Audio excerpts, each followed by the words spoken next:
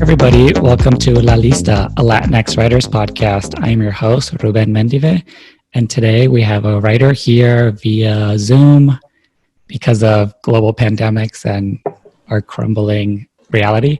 So I always start the podcast with having my guests introduce themselves.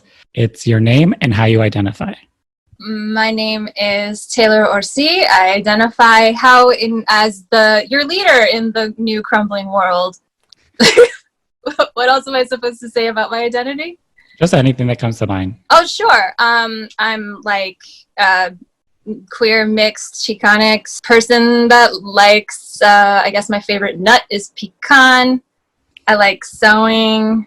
I'm from LA. I could keep going. Great. No, these are all great things to know. So, but you sort of answered my second question, but Dope. I try to get a little deeper with it.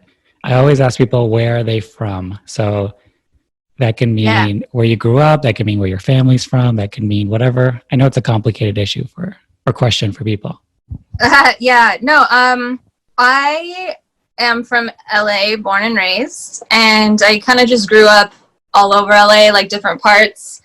I went to elementary school in San Bernardino County, and I went to, and then went to high school in West LA, and my family's from like El Sereno and East LA, so I spent a lot of time in East LA growing up. So all over LA. And I always like to get like a background on people's families, just like what's your family story, in like the Latin sense? Oh, sure. Okay, so on my mom's side, we've been in the country. It's so funny, like how identity is linked to just like how long you have quote unquote been in the country. So we've been in the country since it was New Spain, since it was Mexico. We're like one of these things that I guess right now the name for it, our designation, is Native Hispanic, which just means like northern, northern Mexican and mixed Pueblo Indian. And then when half of Mexico got bought by, or ceded, the land got ceded to the United States, then all of those people immediately became Americans.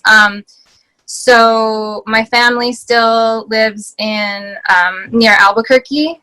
So like going over there, it almost still feels like it's stuck in a different time. My mom's Spanish is different than my dad's Spanish. So my mom's Spanish is more like antiquated. Like there's certain words that this is more of my abuelos, but like, they would say tunico for a dress, and that's like, what? So it's like little words like that are just like, that's not a word you're supposed to use. What era are you from? Are you a time traveler? And it's like kind of, because when the border moved, the updating of the language stopped, and just like any immigrant or person who is taken from their country they knew, their language sort of enters a time warp and stays where it was while everything else away from them moves on. That's our family. My abuela went to one of these like Native American boarding schools where they cut her hair off and told her that all of her people had fleas, and that being from Spain was like the best thing in the world, and they weren't. And so I guess my great-grandfather caught a train. There's a part of the train in New Mexico that slows down, and I guess that's where you can hop it and go to California. So in the 30s or something, he took the whole family to Los Angeles, and Mexicans spoke a different type of Spanish than my family did. So it's a very kind of like nuanced outsider story. It's kind of like laid up in this, tenement housing around Bunker Hill, I guess. And I know I'm getting some details wrong, and if my abuela was here, she'd be like, that's not true, but it's relatively true. She'll be like, no, it was a block away from Bunker Hill. And but there she met my abuelo, who was from the same pueblo called Los Lunas, and they bonded over being from the same place, and they got married when they were like 14, and my grandma got married in like her junior high graduation gown, and it's like the highest school she got. Well, she got to be a freshman in high school, but they, you know, were in LA and had my family, and my dad's side's a little bit easier. They're just a government family. Like my grandpa was a diplomat and my dad was sort of a border kid. So he'd go from like San Diego or Los Angeles back and forth to Mexico. And when I was little, my grandparents lived in Tijuana. So it was very like Baja based. So yeah, everything has been pretty local for me. It's just the borders that have changed. Yeah. You know, I'm an immigrant, like my family are all immigrants. So I always am curious about people who have been here forever. Yeah.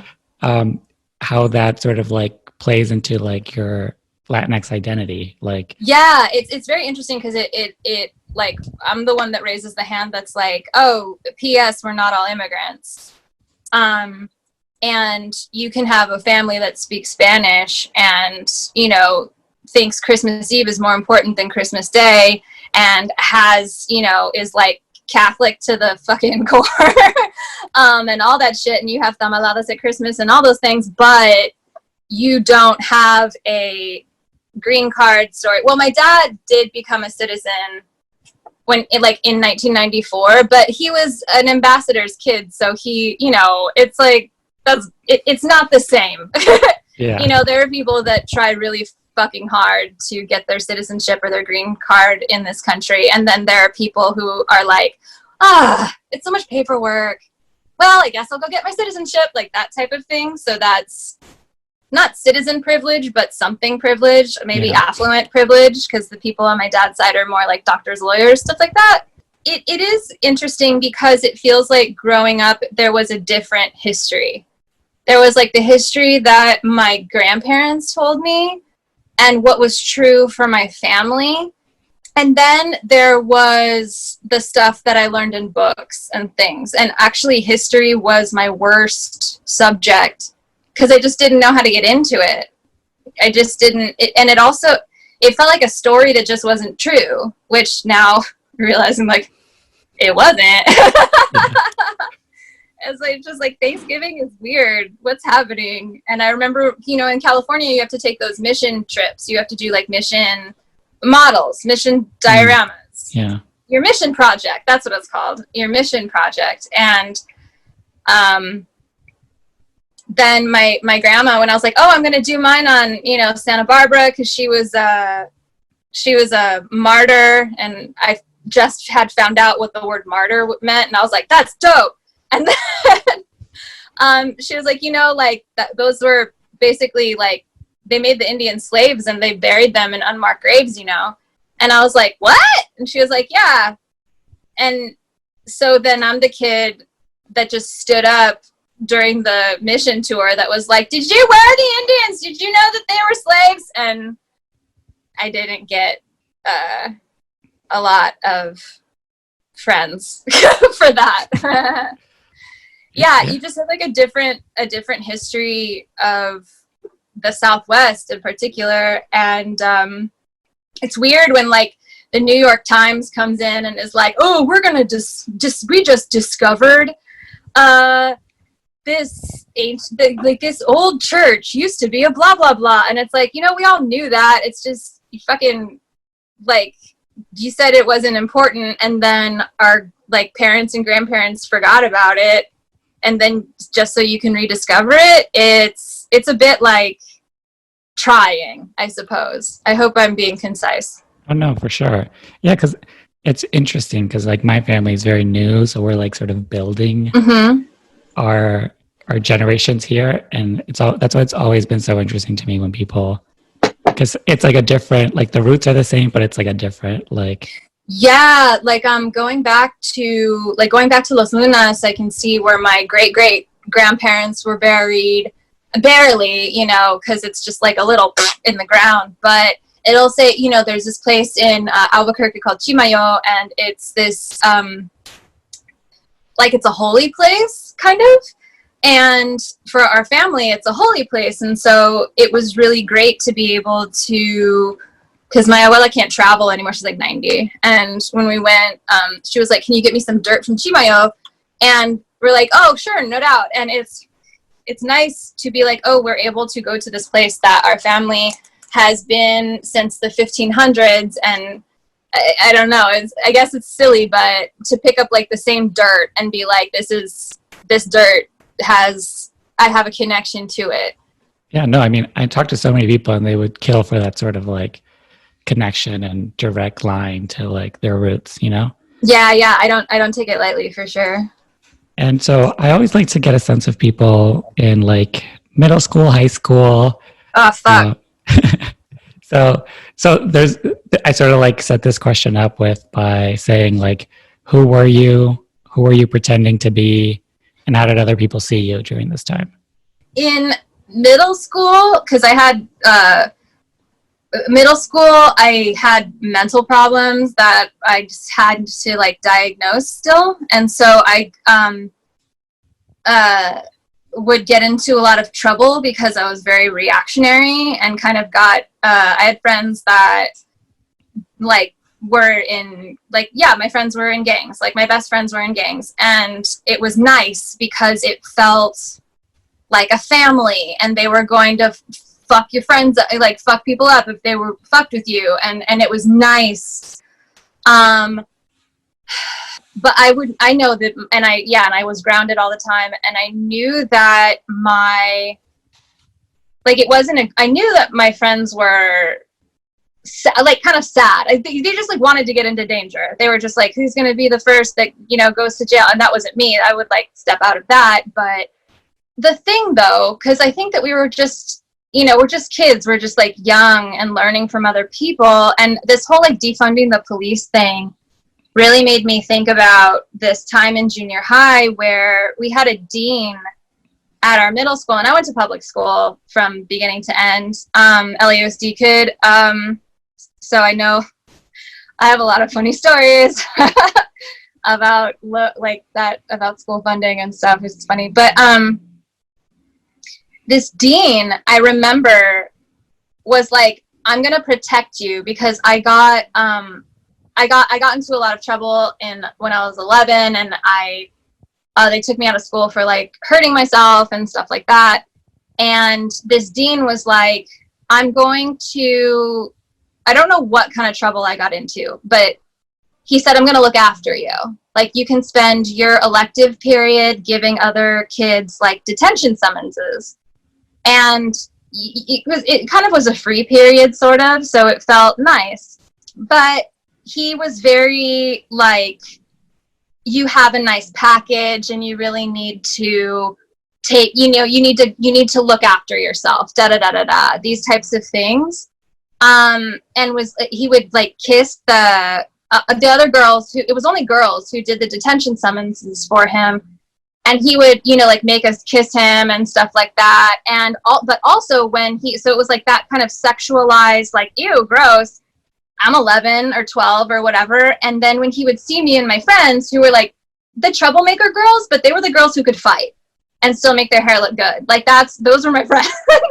And it felt good, but we wouldn't even be doing anything. And he'd be like, come here. And he'd like grab us the same way that he'd kiss us and be like, let me smell your breath, and get like really close. And we're like, what? And they're like, you're chewing gum. That means you were smoking. And we're like, dude, we weren't smoking. And like, we really weren't.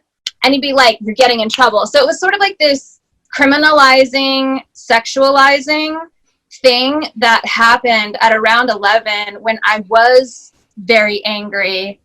And I could see it happening to my friends too. And at that time, I got really pissed and I started to like black out the names of like the phone numbers in this big binder of like kids who consistently got into trouble. Because these kids would be like, Taylor, I can't get detention. My mom's going to beat me. My dad's going to beat me. And I'd be like, oh, fuck, that's dumb. And this guy's clearly like a weird low-key molester. Who's the authority here? And so I just started to like cross out the names and eventually got in trouble. But you know what? Fuck it. it was very interesting, like the making of the bad kids type of thing. After that, essentially, like, I met a friend in high school who thought I was smart, who would later become my first girlfriend that I took to prom. But, like, she was on scholarship at a private school, and she taught me how to study, and I still, like, take notes kind of in the same way that she was like, here's how I take notes. And I didn't feel dumb, and I guess kind of it sucked, because the friends that I had in junior high, by the time high school started, you know, life comes at you quick when you live it fast. And I got to be on the honor roll and shit. So I cleaned up my life pretty quick, I guess. But that kind of like tough thing that I learned, or that I always had, I'm not sure. It stuck.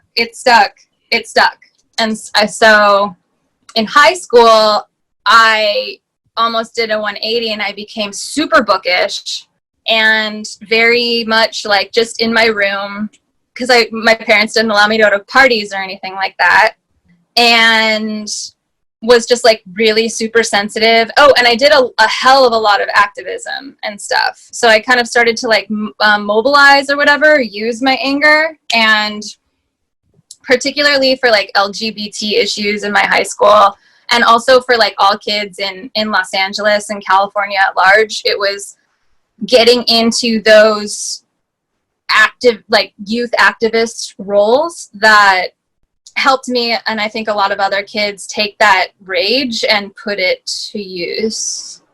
No, yeah, I think that's so interesting too, because, you know, sort of leading to like how we punish kids, the kids we do punish, how severe the punishments are, how we so easily criminalize high school students and 13, 14-year-olds. Yeah. And also like how that sort of like helped inform like your activism, because it seemed like you were someone that was like, the way this is built is sort of bullshit. So like, let's rebuild it. Let's change it. So that's very cool. I felt like I was a real pain in a lot of people's asses. So thank you for thinking I was cool. And so like, what'd you do after high school? Like, did you have a plan? Well, I graduated high school in 3 years, because I found out that the government only requires you to be in high school till like the age of 15. And I was like, what? You mean you can't keep me here? And I was very like, I guess, iconoclastic, like, show me where it says. Like that sort of like rebellious feeling went into smarts. And I thought I was going to go to this school called Wellesley, because basically my grandma, I was like, none of the girls on my mom's side had ever gone to college without having kids first. Like, I was going to be the first kid that went to college, you know, like I wanted to go to like a good one. So I picked a school called Wellesley. It was an all-girls school, and I knew I wanted to do some sort of like foreign relations or diplomacy type of thing. I wanted to do like some kind of international relations stuff, or public office or something, because of the advocacy that and activism that I was doing in high school felt like you will go to law school and become a congressman type of thing. But that's not what happened. I got deferred from Wellesley, and then I got rejected, and that just crumbled me, because I was like, I don't know what else to do. I don't really understand this. I'm out of my depth. I don't really know how to navigate whatever this world is, because I don't really have a model for it. Instead, went to a school called Hampshire for 1 semester, and freaked out because it's in Western Massachusetts with a lot of snow. They call tortillas wraps there. And I didn't know how weird it would be, because I thought I was supposed to, I thought I belonged back east. I thought I just wanted to live there. I wanted to be like a Gilmore Girls. It seems like in Gilmore Girls, nobody cries. And I just wanted to be like in Gilmore Girls. And I felt so out of place my freshman year for a number of reasons. And that's when I met this girl with a shaved head, came into my dorm room soaking wet, and was a friend of a friend. And they were just like, oh, they just dropped out of college and they're going to live here for a little bit, and ran away. They dropped out of college, ran away from home. They're going to live in our dorm for a little bit, our dorm hall. And I was like, oh, okay. And then that person eventually like asked me out and became my girlfriend. And we both just were very young and had a lot of mental energy and nervousness and issues that like therapy could have really helped. But yada, yada, yada, I was depressed and had no friends. And then she left back to where she lived, which was Indiana. And then she called me one day and was like, I'm miserable here. Like, drop out of school and live here. And I was just like, okay. And without telling my parents, I dropped out of school and I lived in Indiana, and I thought I was going to write. I was like, what a great opportunity to write a book. Because although I did a lot of like activism and stuff in high school, my English teachers were like, you should write a book. Your writing is really good. And I was like, okay, write a book. Sure. I don't really know how to do that. Because I had dropped out and I took a Greyhound bus I strapped all of my shit together. So a 17-year-old kid and just like took all my shit and on a Greyhound bus and just moved to Indiana, where my girlfriend at the time's mom lived, and we lived above her apartment in an attic that smelled like pigs.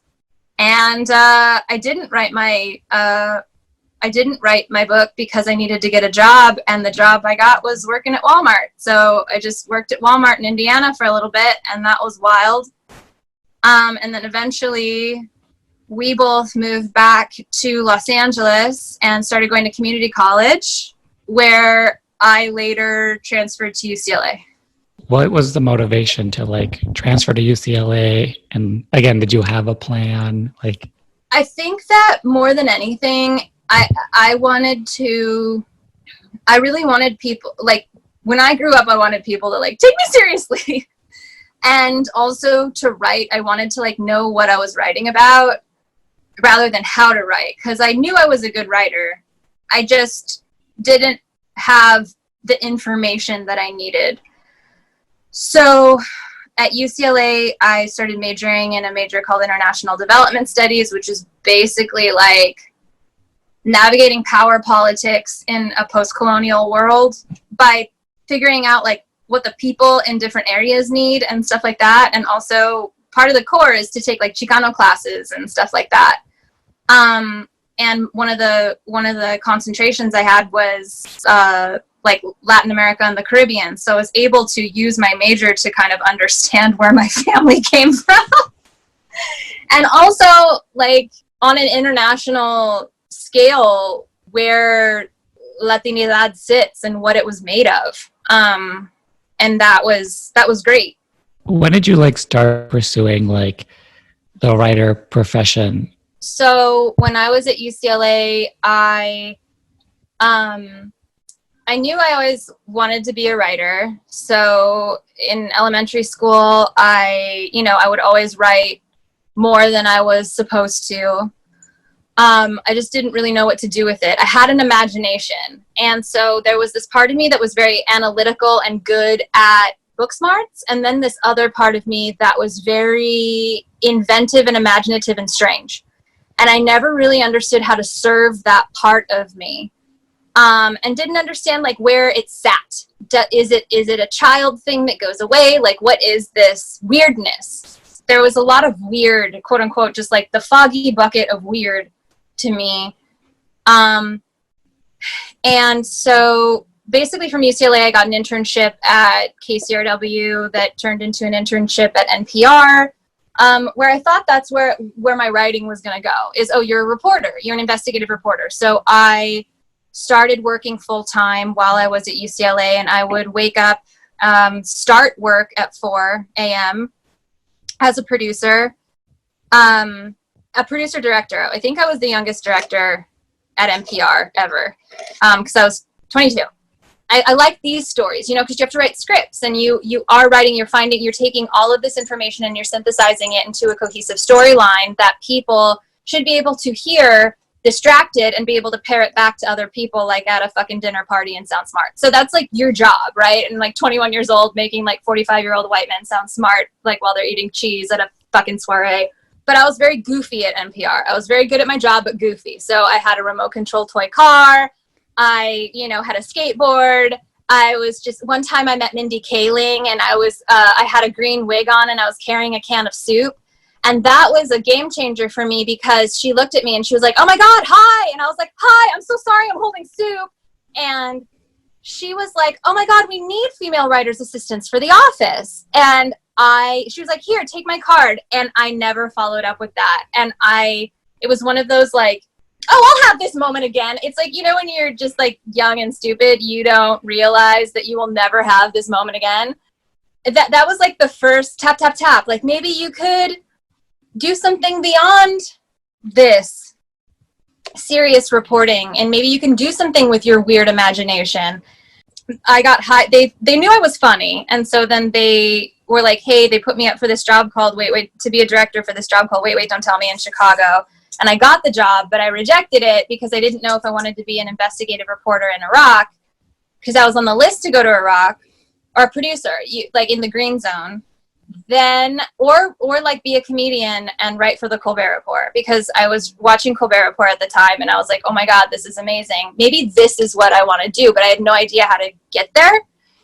So essentially what I did is I quit my job and I moved to New York to take a class with the head writer of Colbert at this comedy theater called The Pit in New York.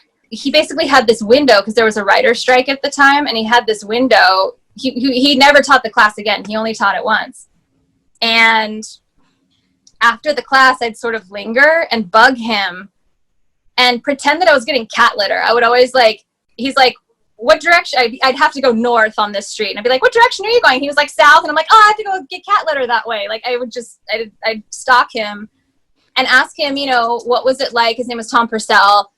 What was it like, you know, in Second City, coming up with, you know, Amy Poehler? What was this like? How did you do this? How did you do this? And he kindly became my mentor, and we would meet, and we'd walk around New York, and he'd tell me about how he got to where he was. And he told me that I should start taking improv. And I was like, no, I'm a writer. Being a cocky bastard, I was like, I write what the actors say. And he was like, right, but you want to be a comedian, so you're going to have to get a sense of timing and know how to write jokes.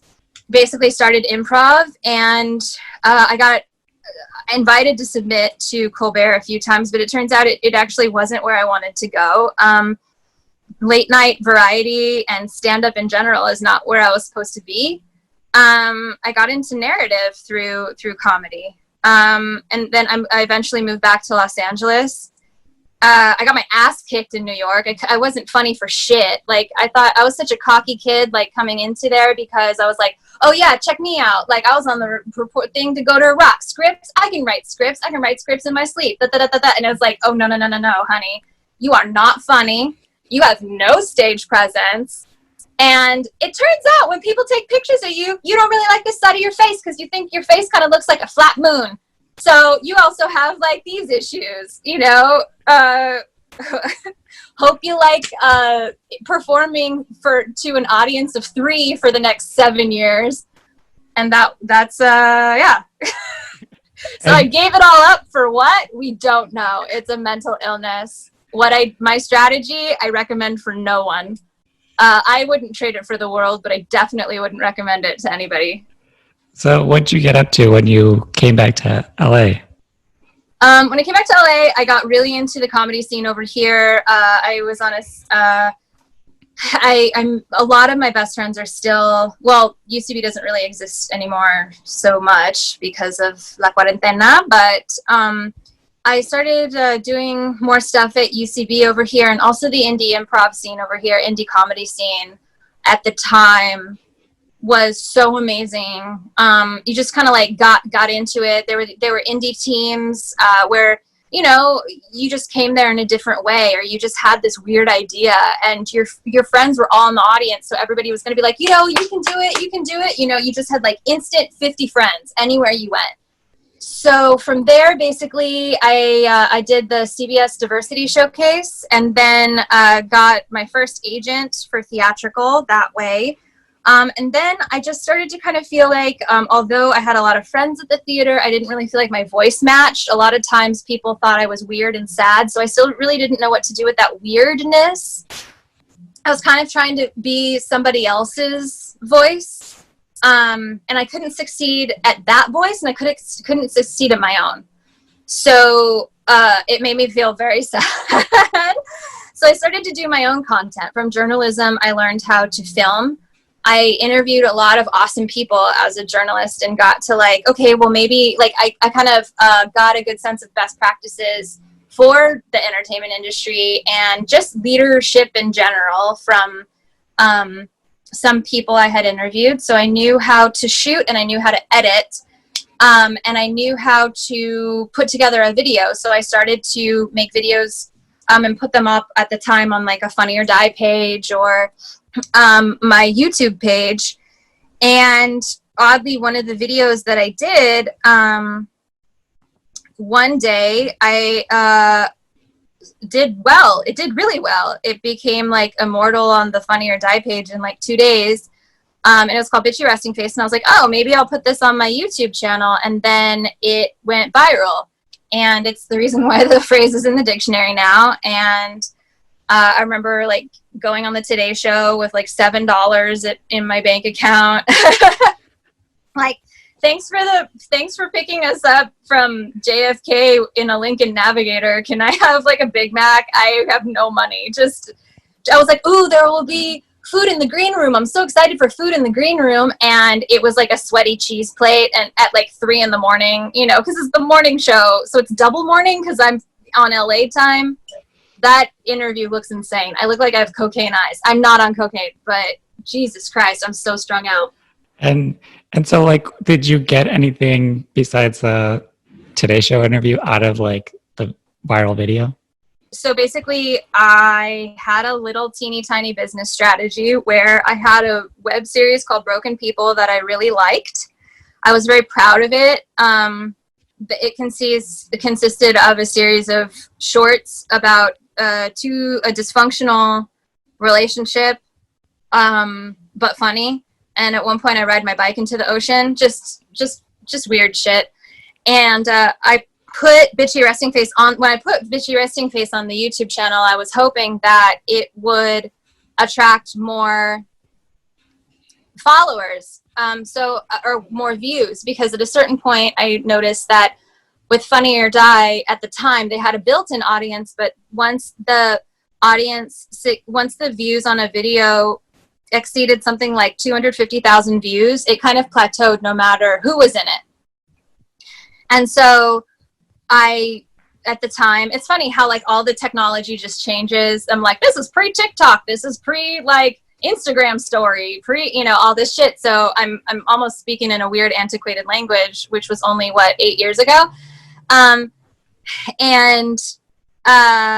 So when I put it on my video on my YouTube channel, I was hoping that it would draw more views beyond the locked in audience of Funny or Die, and also that it would draw attention to my web series, which it did. It became the Bitchy Resting Face became #1 on the Reddit homepage, and then it drew views to the web series that I had. And then an old friend that I had met in New York named Scotty Landis saw the he Facebook messaged me and was like, hey, I want to talk to you about your YouTube channel. And I was like, is this another fucking think piece about Bitchy Resting Face? Because please stop asking me. Everybody's getting it. Like, it's bothersome now. I understand that it's a good problem to have, and I'm very lucky. I'm blessed for the problems that I have. That being said, I was a little tired. And he said no about Broken People. He liked my web series Broken People, and I was like, oh my God, are you serious? And he's a good dude, and had some friends at Comedy Central because he was working on Workaholics at the time. And I did a sizzle reel for the video, for the series, and pitched it, and sold the series to Comedy Central, where I got to act in it.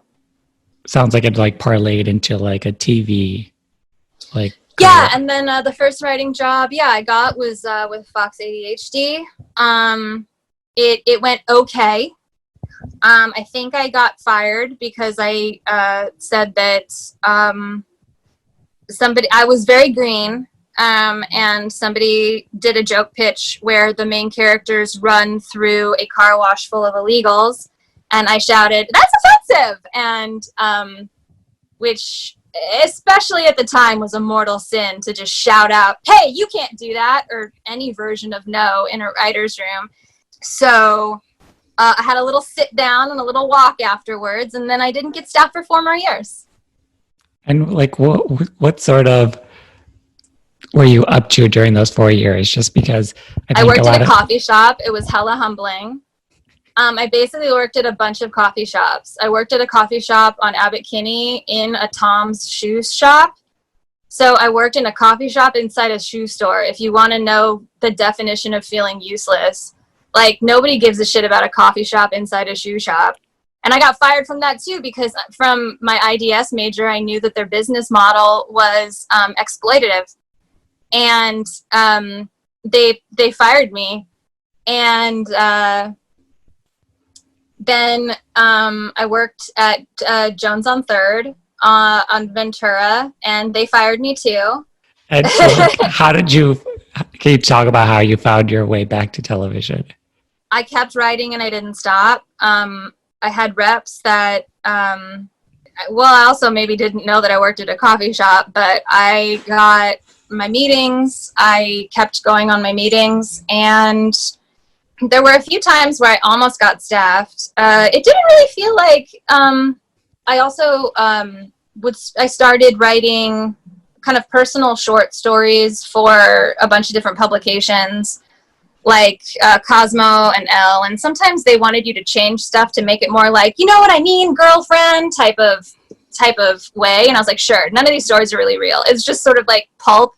Some of them have kernels of truth, absolutely, but a lot of it was like pulp first person stories, and just pitching to places like McSweeney's, things like that. Also, I got very, very into, the indie comedy scene. So that, the indie scene and the like UCB and Groundlings and stuff, you're sort of used to your friends being like, oh, their star is rising. Oh, okay. Now it stopped a little bit. You know, all your friends are kind of having ups and downs, so you don't feel like you're alone necessarily. And then one day I got a call and they were like, oh, there's this show, they're starting up a room for it, it's animated. And I was like, animated? And they were like, yeah, it's called Keepo. And I was like, okay. And they were like, it's action adventure, it's this, it's that, it's very genre. And I was like, okay, that's not where I go. My sample is about 2 sisters and their dad who's in a coma, and this is not for me. I'm not a nerd, quote unquote, that like loves fandoms, and I've never seen The Last Airbender, like to my like girlfriend's chagrin, and I really thought that it wasn't for me. But in the interview, they were like, can you talk about some horror movies that you like? And I was like, oh, I'd really have to say that Girl with All the Gifts. That's sort of like a zombie movie. It has Glenn Close, but the main character, the actor name I can't remember. I just kind of like, the words flew out of me in this meeting where all of a sudden all of the like imagination and weird creativity that I had for the first time started to gel, and it made me feel like that was the first job where I felt like, wow, I'm not a total weirdo, and every single part of my brain was firing. And it just, like, when you get that feeling, it's like, it feels like you're flying. And that was my first job where I got scripts. Yeah. Yeah.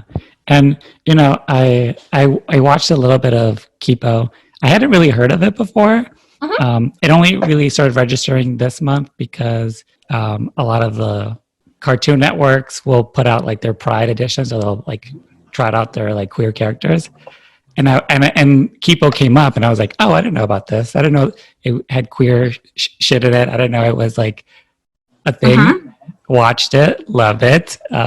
It's such a weird show, but it's so funny. It's like, Is it a kid's show? Because it feels like it's exactly. Not really. It was supposed to be an adult show, and then it got sold. When it got sold to, when it got sold, it was like, oh, and this will be for kids, but it's not really. But my friends' kids watch it. Like kids watch it. It is for it's kind of one of those like everybody watches it type of things. It's cool. It's on the AV Club's like 20 best shows of 2020 so far, along with VIDA. So it's cool. It's nice to be on that list twice. Yeah, because it's a DreamWorks show, right, on Netflix. Yes. And can you sort of talk about what it's about for the people that don't know? Sure. Keepo is a post-apocalyptic action-adventure show that takes place in a reality where, for some unknown reason, animals start to mutate and gain sentience and grow in size, and makes humans not be top of the food chain anymore, and they're driven underground into underground neighborhoods called burrows. This kid named Keepo gets washed up onto the surface because none of the humans really go on the surface anymore now that all of the animals have taken over. We call them mutes, short for mutants. And Keepo, her burrow had an accident and collapsed, and she got washed to the surface, and she kind of got spat out onto the surface, and she's trying to find her dad. So that's sort of the first time we meet Keepo.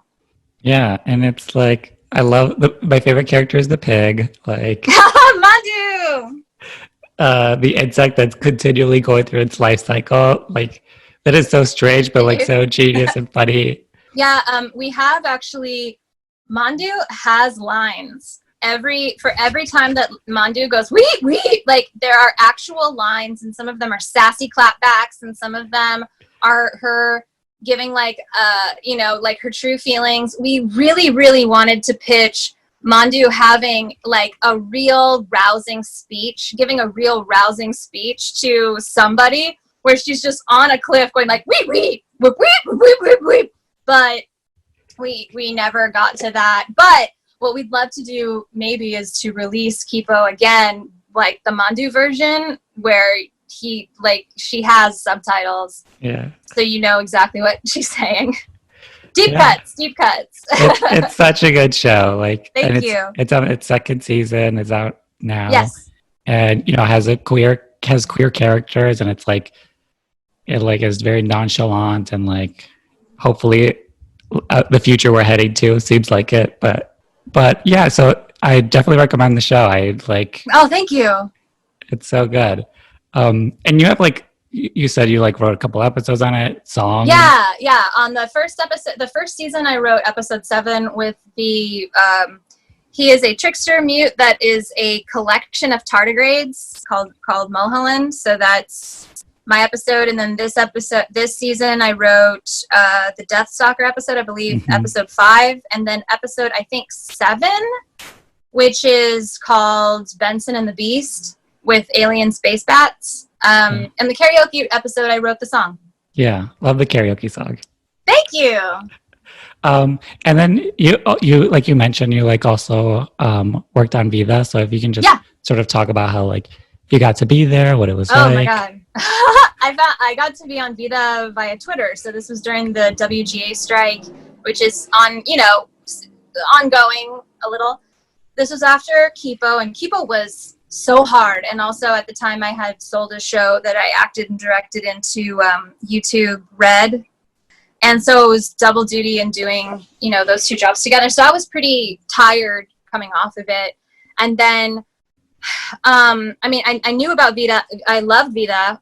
When I saw, before I had seen the show, like the posters had, been going up everywhere. And I was like, oh my God, this was the first time since maybe like the early 90s, something with Edward James Olmos, where I had seen the East LA neighborhood portrayed as like people rather than lowriders, and lowriders are dope, like, but there's more.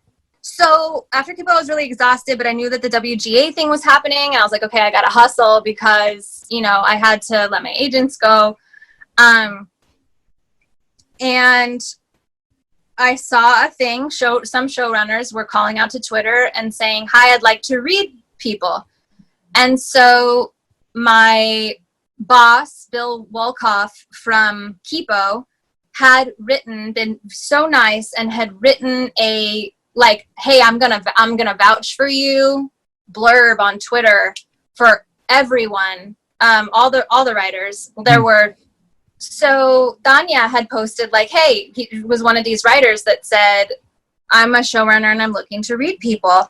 And just as a Hail Mary, I was just like, I wrote her and I was like, hey, my family's from East LA. Like, I love VIDA.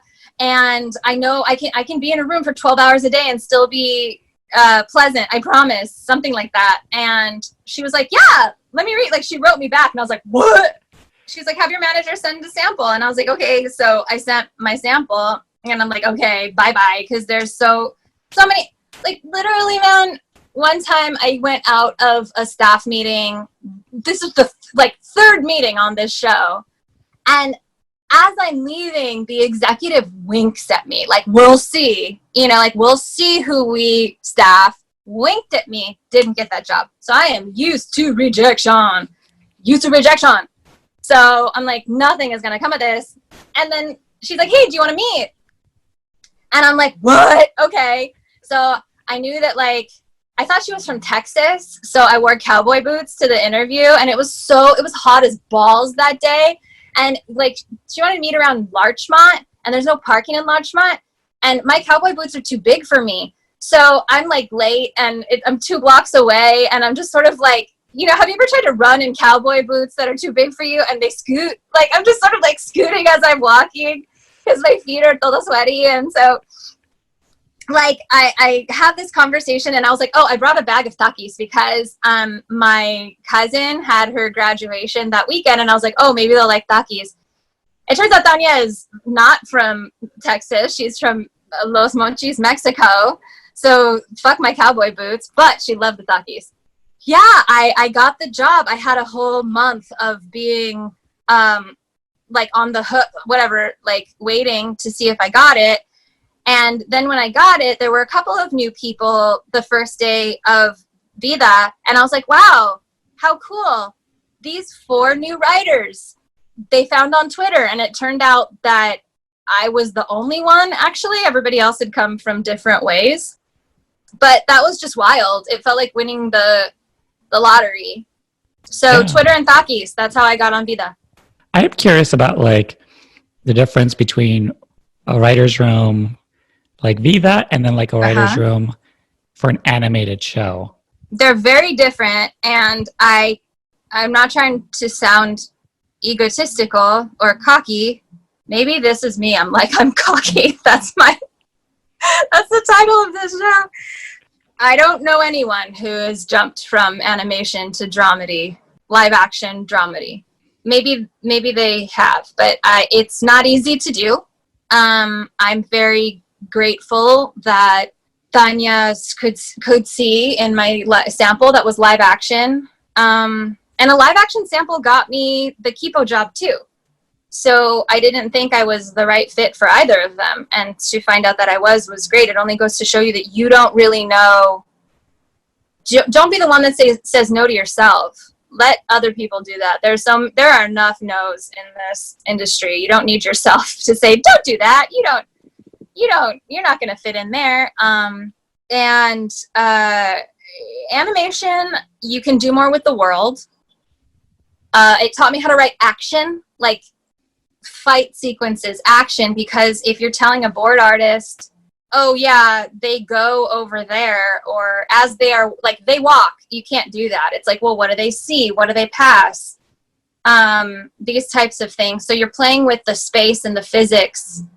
There are way more things that are possible. Sometimes it's a little more constraining because and now I'm getting into the minutia of it, but sometimes if your budget is strapped, they'll say, okay, we can only create 5 new items. They'll call them props. Like, we can only make 5 new props. So let's say if they grab a comb, if you've never had a comb before, somebody has to design that comb, that counts as 1 prop. So it's like, we can't We don't have a comb. Well, what do we have? We have a duck.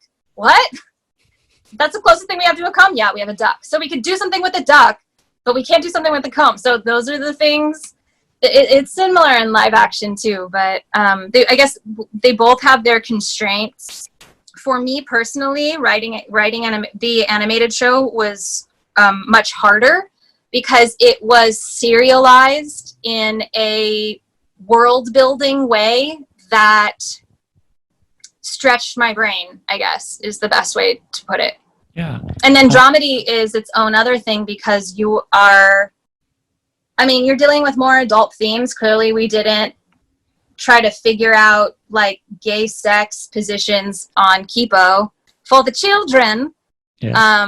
The best way to have sex in a bathtub, just like, or how would you do this in a threesome? Like, it was very funny, some of like the thoughtful conversations we would have in the VIDA room. But what are like the themes you see? Is there like a through line to the stories that you like to write, the stories that you're attracted to?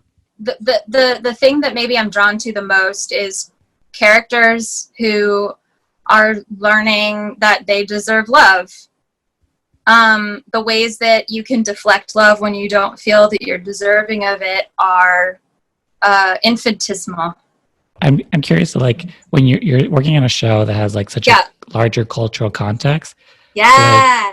Like how much responsibility is felt like you individually in the room and like, yeah, just like, is there pressure? Is there things is it something that's on your minds? Like, I did not feel a responsibility greater than what I already felt before.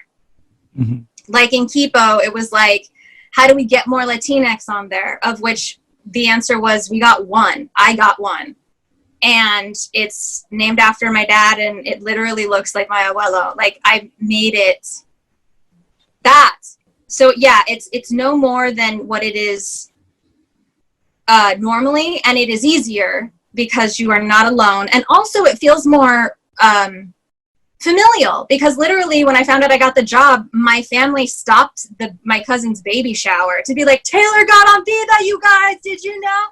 And everybody in the restaurant's like, hey, because it literally, like when I found out, my family like celebrated with me, and we had, 2 types of tequila and all these things with my uncle and my dad and my mom. And I've lived with my family my whole life, or I've known my family my whole life, so I understand the shame and the pride and the ambivalence of the two that gets wrapped up into my family and my culture. And it made it almost easier because it was easier to touch and it didn't feel so alone. And then my cousins would text me when my episode comes out and says, I know that was your joke, or I could tell, you did such a good job on the premiere with your boss, or that speaks to me. Like I have a friend who does drag, and in the drag episode, like they've had a difficult time communicating to their family what drag is, and their sister's favorite episode, they're like, oh, the drag episode was my favorite episode, and they got a chance to talk about drag, and it opened up that conversation. And so it felt closer. I'm always curious about who my guests, who are the Latinx writers that they admire. So this could be heroes of yours, peers, friends. Luis Valdez, that wrote La Bamba. When I got my first movie to write, I immediately just felt like a sense of like, I need to go back to La Bamba, because like growing up, it was, like Stand and Deliver, La Bamba, and read the actual screenplay, because that movie was a movie that growing up we'd watch over and over and over again.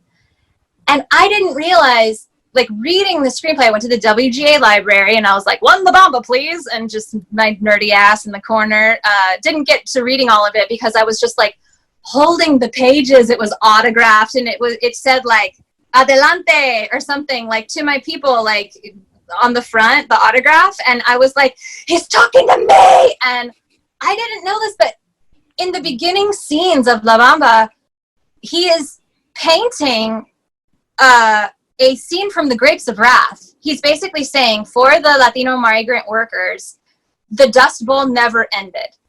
And this is the backdrop against which our Ricardo Valenzuela was born. And that cinematic writing was so gorgeous. I think that it really felt like poetry, and I can't wait to finish reading it because I didn't get to read all of it because the quarantine. Growing up, Laura Esquivel's the Water for Chocolate, como agua para chocolate, was just growing up. The way that she talked about love was so direct, just piercing, just that unrequited love feeling. I remember just reading it as a kid, like, oh my God, this is so beautiful.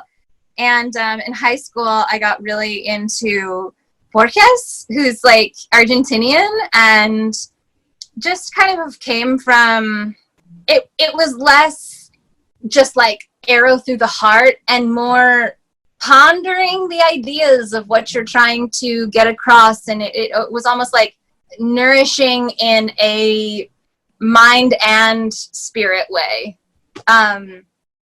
Thoughtful that I loved. And then also just like in terms of like making my writing succinct, I think the two like reporters at NPR, and I think it's Shireen Meraji, her name's Shireen Marisol Meraji, so she's Puerto Rican and Iranian, and she was so good at just like cut to the point, get to the point. And now she hosts Code Switch, and she's awesome. And I give a shout out to her as being like a writer who, and when I was at NPR, she did a fellowship in Lebanon and started to look at trans queer youth in the Muslim community in Lebanon. It was amazing. And the way that she would be able to inflect like the immediacy in her writing was something that I studied. And of course, my former boss, Tanya Saracho, who's a playwright and had her theater in Chicago called Teatro Luna. Just like the way that Tanya would come from, like the way that she would create stories in the room or where she got her ideas. I personally really felt seen because she had a heart and an aliveness to creation that for me, when I make characters, I have to feel like they're alive and walking around my head and out of my head into my house and walk around and do things and have conversations. And it's almost like you're making ghosts. I feel like I really vibed with that. So writing the season premiere with her was a goddamn delight. So this is the social media part where all the plugs come in. So where can people follow you? What's your social media handles? It's at Taylor Orci everywhere. TaylorOrci. Instagram, Twitter. And so my last question is always for the writer to help title the episode. So this could be, the prompt is a blank Latinx writer. So in that blank, you can put more than one word in. You can mix them all around, just whatever feels true to you, this conversation, the writing, and also as a possible tool to find other writers just like you. It's just a cocky queer CHICANX. I don't know.